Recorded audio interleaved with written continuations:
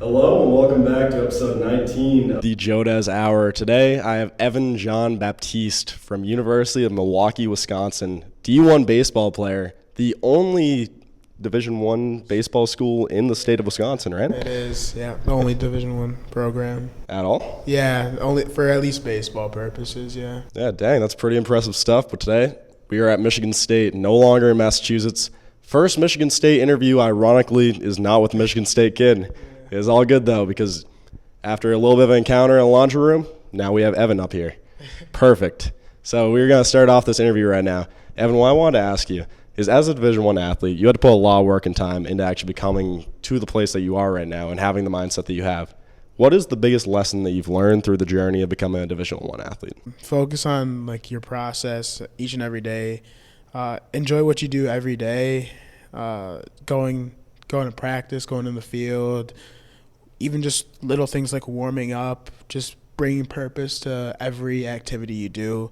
Sometimes it's hard to find purpose out of every little thing that you do, but if you can bring purpose to it and you can enjoy each little thing, it's going to make your experience so much greater, and it's just really being consistent every day.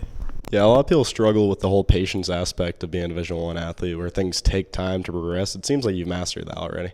Well, it's definitely hard. I still struggle with it. I think everybody struggles with it. Sometimes you put in work for a while and you still don't see results, and it gets harder as you progress, as you get to each higher level. It takes more and more patience, but I mean, for me, I really just have to trust God, trust His plan, and just continue to work at. Yeah, no, definitely is a smart way to go about it, just having trust in your faith. That's really good to see. One thing I noticed when I was looking into your profile was that you used to play basketball, right? Yeah, I did play basketball. I was a two-sport athlete in high school. Yeah, what do you think you kind of learned from playing both sports? Because you kind of take things from each one, I feel like, when you're a multi-sport athlete. It's not just focusing on one and then doing the other in the background. Yeah, from basketball, I just learned to just communicate and really work hard and just basketball's for me, I wasn't necessarily the biggest or most talented person. I just wanted to give my best effort, and taking that to the baseball field really helped me just be, in a way, more aggressive and communicate better. I feel like basketball is a lot of communication, especially on defense, and in baseball, there's so much communication that people don't necessarily realize if they haven't played the game. So it definitely helped me with that.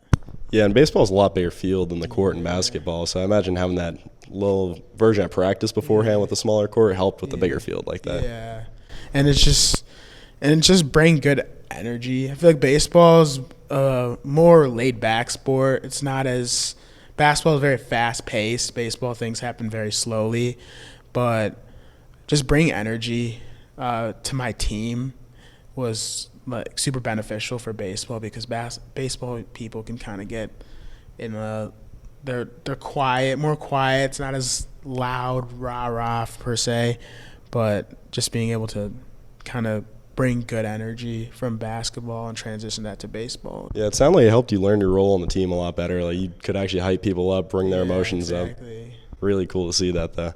One thing that I want to ask you this before we move on from the basketball topic. Kind of saw the Bulls lost to the Milwaukee Bucks last year in the playoffs. Has anyone messed with you about that yet in Milwaukee? No, I don't.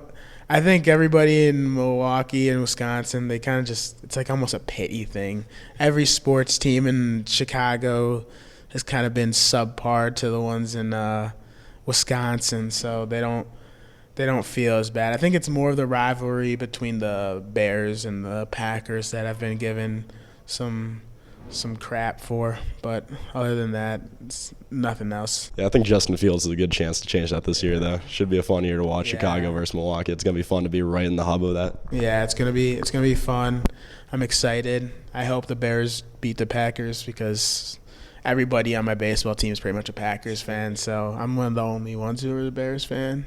Yeah, could do a little bit of victory lap after that if they end up winning. That'd be pretty nice. So, yeah, one thing that I saw also when I was looking at your stuff is that your school has produced 13 MLB draft picks. Is that the end goal for you, or what is the end goal looking like? Yeah, definitely is the end goal. I think ever since I was a kid, I've wanted to play professional baseball, play in the major leagues, and to see people do it from my school, it shows that anybody can do it. And even if there weren't anybody from my school who'd been drafted, that would still be my goal. It's just to give anything less than your best is like taking away from yourself. You don't know what you're capable of. As long as if you work hard, you trust. Like for me, you trust God.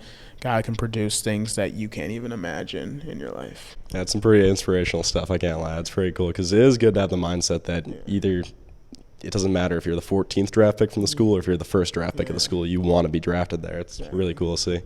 But now, moving on a little bit. When do you think you realized in your life that you wanted to commit yourself to just the entire sports hub of the world, basically? Like when was the moment that you can think, I want to be a professional baseball player? I think I realized that probably really early, first grade-ish. I was always, like when I was little, I was always really talented at sports and like in my community, and I remember one game I hit a home run when I was little, and like nobody was really hitting home runs at that point, and like the coaches were like kind of like, my coach has always been like, you have a shot to do something special. They always like saw something in a way special in me, so they kind of helped give me confidence that I could do something with sports, and I just loved playing sports. Yeah, no, when a coach believes in you like that, it makes you realize how much more you can actually do in life. That's really cool to see. But while we're talking about coaches, actually, can you really think of any time that a coach talked to you that has just impacted your life forever, like a lesson they taught you or just something they said to you, basically? There's been a lot. I can't really think of one thing that completely sticks out necessarily, but I think every coach I've had has been different, and I've been able to learn so much from each coach. There's been some coaches who have been more upbeat. There's been some coaches who have been more cognitive thinking. They really like push your mind and the way you think about the sport. I've had some coaches who are very hard on their players, and they don't accept anything, like they don't tolerate anything but the best, and all of that has helped me, and I've taken away bits and pieces from everybody. Yeah, a lot of people, when they think about the biggest influences in their life, they call back on coaches like that, and can obviously see that a little bit there. One thing I wanted to ask you about too, though, is throughout the interview I've been able to see pretty down-to-earth guy, pretty humble and stuff like that. Was that developed just through yourself, or is that just through life experience or your family, or where did that kind of come from? I think that came from like my family and my mom, my dad, my parents. I grew up in a Christian home, and faith was something that was driven very passionately. I went to church every week, every Saturday. I'd go to church, and that's the biggest thing: is being humble, being grateful for everything you have, because there's so many people out there who would die to be in the situation I'm in, and to really just embrace it and kind of be thankful for it, because it could be taken away in a heartbeat. You don't have as much control over your life as some people think regarding like health and aspects like that. So just to be able to be healthy and just practice and participate is such a blessing. So. Yeah, a lot of people kind of just, especially now, like in this age that we're in, they just kind of think, what can I get next? What can I do next? Stuff like that. It's not, wow, I have it pretty great right now. It should be thankful about this. I really like that you have that mindset. It's going to help you a lot in the future. Yeah, I hope it does, but I'm confident it will. So. Yeah, I believe it will too. So while we're going into this next season, first season for you at Milwaukee-Wisconsin, or University of Milwaukee-Wisconsin, my bad there. But yeah, so first season there though. What should we be looking forward to here? What are your kind of goals for this season? To win the Horizon League. Last year our team had a season that didn't perform as well as they hoped, and just to bring an aspect of energy and passion to the game, and just be a good teammate and help our team win the conference title and play in the NCAA base or tournament would be like such a cool experience, and I think that's the main team goal. Yeah, I like seeing that your goals are team oriented instead of just what I want to do. That's really nice to see because that's going to lead to a lot better things than just being focused on, oh, I want this amount of hits or I want certain things like that. That's really good. But while we're talking about teams also, is there any team that sticks out on the schedule this year that you kind of are thinking, like, I'd want to win that game? I know our rival is UIC, University of Illinois Chicago, and I have one of my really close friends I play travel baseball with. He goes there to UIC just to beat their team. He's a great kid. He's another down-to-earth, very humble kid. I have so much respect for him. But he goes there just to beat them would be awesome. And then we play University of Kentucky. It's a bigger school. And just to go into Lexington, that's my brother's alma mater. He's a big Wildcat fan, and I've been a huge Wildcat fan growing up just because he went there. To go there and beat them would be super cool, and I'm definitely looking forward to that opportunity just to play there and play against them. Yeah, I got a couple games marked down on the calendar. It's going to be really exciting to see how those end up playing out. It's really cool. So you said you played travel baseball, though? Yeah, I played travel baseball all throughout my high school years, and since I was younger, I played more local. Yeah, one thing I want to ask about the travel aspect of that is you're obviously going around the country for that type of stuff. You see a couple crazy things. What would you say like the funniest or most unique experience from travel baseball that you had ended up being?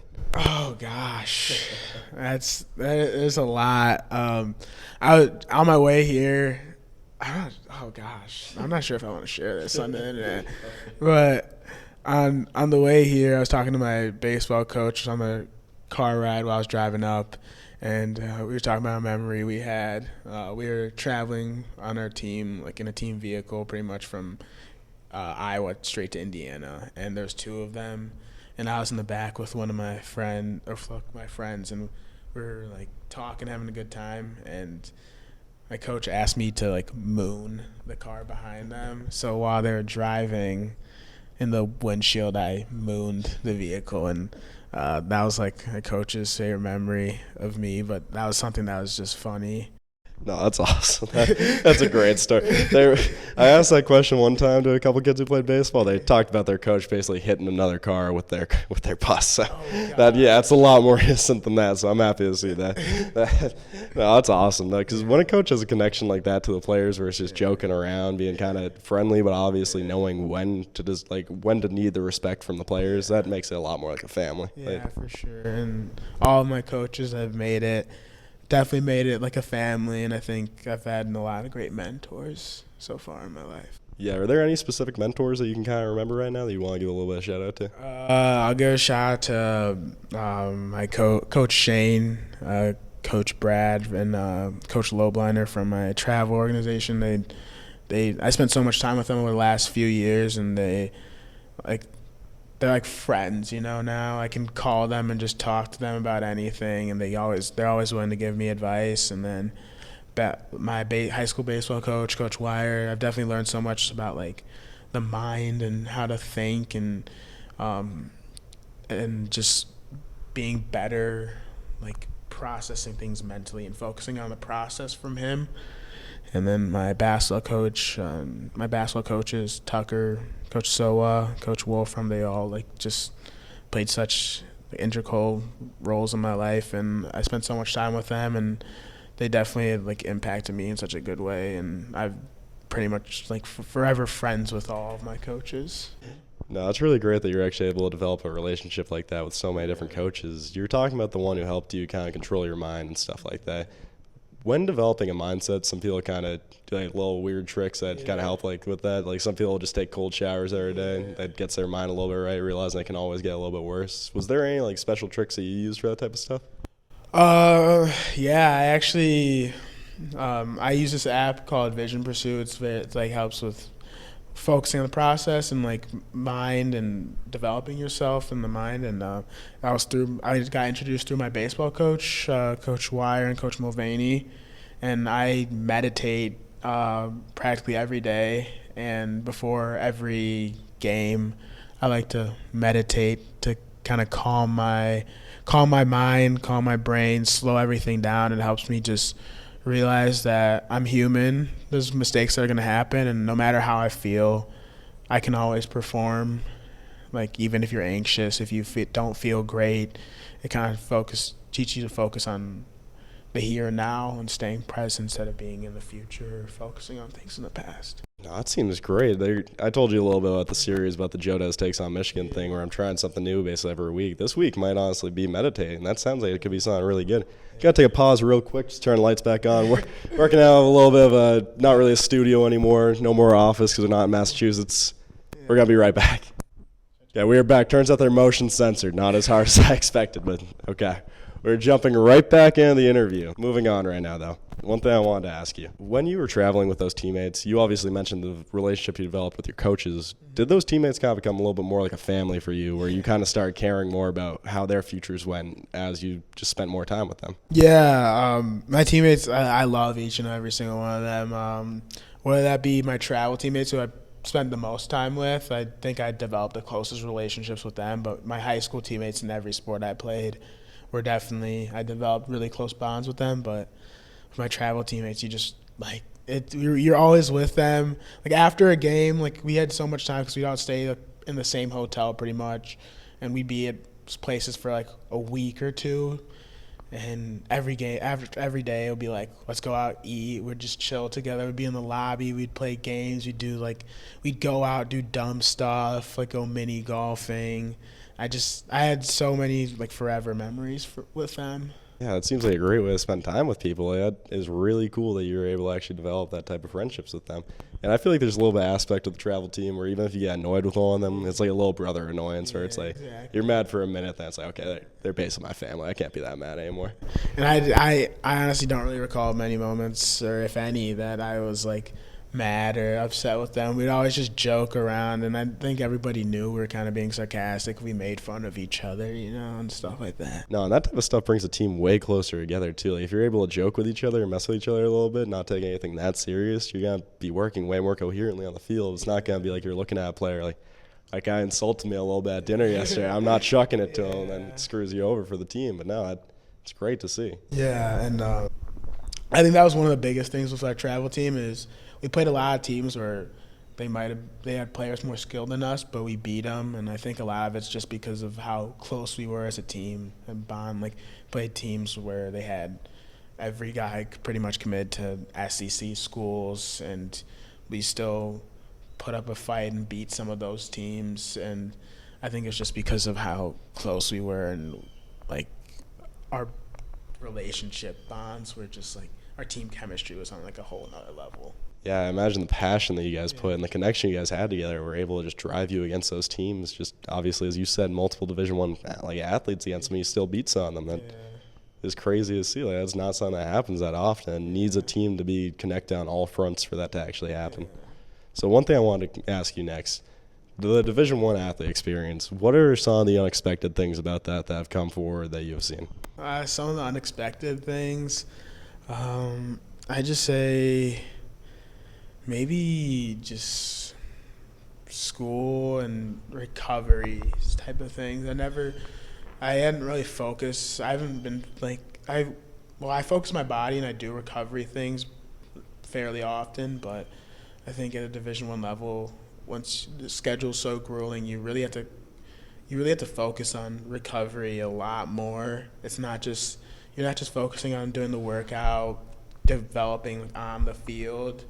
You also have to focus a lot on taking care of your body, because it's a hard schedule. It's grueling, and it can take a toll on your body, especially when you have to walk the classes and do all that stuff that a normal student has to do after. Yeah, I imagine just managing the diet, taking ice baths, using massage guns, stuff like that was probably never really in sight when you were thinking about the D1 experience, but that is something that comes along with it. That makes a lot of sense. One of my good friends, John Stevenson, he plays D1 baseball. He stretches for like 2 hours before every workout. Like, we'd be lifting, then we'd look over, he'd just be in the downward dog position just in one room. That's a massive part about D1 athletes that I didn't expect. Did you have, like, the first day, like, thing where they just give you a bunch of the, like, school merch basically because you're a Division I athlete? Because I feel like that's always one of the most hype parts about realizing the year. It wasn't the first day, but first day of team meetings, we got a bunch of gear. We got a bunch of like all of our practice stuff, shoes. We got like 4 pairs of shoes, and we got just a bunch of gears, sweatshirts, pullovers, like zip ups, stuff like that. And it was really cool. I enjoyed it. I was like, dang, I got a lot of well, maybe not free merch, but in a way, like I got a lot of stuff to wear. So I was excited. Yeah, I imagine that's like a college kid's version of Christmas. Like right when you open that up, you're like, okay, this is awesome. I'm ready for this year. It was definitely Christmas for me. So I get more stuff from that than I do most years on Christmas. No, that's awesome. That's one of the nice things about D1 athletes. They actually get appreciated for what they're doing. Sometimes, obviously, there's a whole NCAA debate that led to the name, image, likeness stuff. Like that stuff being implemented, really cool to see. Have you experimented at all with the name, image, likeness stuff? Not yet. I hope to do and experience that in the future, and plan on trying to get out there, get my name out there in the future. But right now, I'm really just focused on school and trying to just earn my spot and work hard to make sure I have a starting spot to play this spring. Yeah, focusing on the team. That's, as we said earlier, down to earth and humility right there, combining for that type of stuff. Really smart decision, because a lot of people, obviously, when they make it the Division I athlete level, they're like, okay, how can I capitalize on this and make sure that I'm set up for the next few years? But when you can focus on the team, making sure they're good, that's what scouts want. They want someone who's committed to the sport, for the sport, not for the outcomes of the sport. Yeah, exactly. And that's the biggest thing. It's just each and every day, like there's a process, and you can only control so much. And I think the biggest thing you can control is being a good teammate, making sure that everybody feels like loved, appreciated, and everybody wants to be there. Just asking people like how their day was, and just making jokes, making like people feel like they belong, and that's gonna make everybody want to work towards that one goal. If you can get everybody to work towards that one goal, it's gonna make it so much stronger and passionate, just because everybody knows that they belong here. It's not just I'm on the team, I might feel on the outside. I want everybody to make sure they feel definitely a part of the team and like in the in-group. You know? Yeah, it's a shared focus. It's not some people are focused on, some people aren't. It's everyone's focused on the same goal. Yeah, exactly. No, that's exactly how it should be. Really good to see. Have you spent a good amount of time making connections with the team already? Because I know it's only been 2 weeks that you've been there, so not the most time that you've had, but I imagine you've put some effort forward already. Yeah, definitely. I've been there like the weekend I was there. I went with my teammates. We'd go to each other's, like the older guys' houses, and we'd talk to them, and we'd enjoy, like we'd do stuff with them. And I've definitely grown a lot closer to a lot of the players, and I've got to know people better. And it's a large roster, but I definitely feel like my connections are growing so much, and there's so many people now that I can call friends, you know, that are older than me, not just the freshman guys, you know. Yeah, it makes it a lot easier when all levels of the team are connected. It's not just freshmen are connected and sophomores are connected to themselves. That you need coherency on a team. Exactly. So that's really good. That's one of your goals for sure. So Evan, while we were talking earlier, you mentioned a little bit about how you played with about like 10 different Division I athletes on your travel team. Wanted to ask you real quick before we go, while playing with that level of competition, did that kind of drive you a little bit to work harder and reach those goals that you really set for yourself? Yeah, I think we all had similar goals, and being able to work with each other pushed us, and to see that so many people were having success that you are so close to, you knew that you could do it yourself. It kind of gave like me a little faith in myself, and it definitely drove me to work hard because everybody was doing it. So it was awesome. I was like so fortunate to be in that realm of people in that group, and they're not just that they're talented people and players, they're all super good people too. So it definitely helped. There wasn't anybody where I was like, man, this kid's kind of is cocky, or he's kind of like mean or about how he presents himself. They were all super humble, down-to-earth people as well. Yeah, that's one thing I've learned while I've been doing the whole Division I athlete interview experience is that Division I athletes are great people. Like, they're committing their time to an end goal that they really want to commit to. And to get to Division I, you have to be the best of the best. Like, even if you have talent, you need to work on that talent to get there. Sometimes I guess you would say college basketball. Like, if you're 6'10", you're probably playing Division I basketball. But most of the time, you need a good. It's not too. I mean, there's a lot of people who have size who don't play Division I basketball either. So they definitely still have to work on their game. Yeah, that's very true. I do not want to insult any Division I basketball athlete. That's my bad there. But no, that's very true because you need to work on your mindset too. Because a lot of people will make it to near Division I, then they'll start talking to the scouts or coaches, and they'll be like, okay, I don't like the attitude on that kid. He's way too cocky about this. He's not going to help his team. Yeah. And then they end up playing a different school. It's just how it works sometimes. But when you can commit yourself to something and realize that your part's not bigger than just yourself, really think that changes your mindset and how you view just reality as a whole. For sure. It definitely does. Yeah, so one thing also is I feel like you've obviously heard the term, like, you're the sum of the 5 people you spend the most time with, right? Yeah. I feel like having that travel baseball team, obviously all surrounded by people who are committed to one goal in the end, and that is playing D1 baseball, that probably helped you a good amount too. So I really think that is an experience that you probably appreciate a good amount. I definitely appreciate it. I was super blessed and lucky to experience that. So no, I do appreciate you coming back to answer that last question. Of course, Joe. Thank for you, my man. So before we end the interview, is there any final round of shout-outs that you'd like to give or anything that we should be looking forward to in the future as well that you'd want to comment on? I just like to give a shout-out to all my teammates, everybody who I played baseball and basketball with over the last few years and over the course of my life. And then obviously you give a shout-out to my coaches, my parents, and my beautiful girlfriend. You know, that's the only reason why I'm here. So that's the main reason why I'm here. And finally, just shout out to God and Jesus for allowing me to be here, do all this, and be in the position I am today. There's some great shouts right there. Do have to say thank you, obviously, to his girlfriend. That's how we set this up. Yeah. It perfectly worked out. For the first interview at Michigan State, I had Evan John-Baptiste going to University of Milwaukee-Wisconsin, Division I baseball. I wanted to say thank you for coming on and entertaining the crowd for a little bit. You have some massive things coming in the future, and I'm excited to see where it goes. You do as well, Joe. Thank you.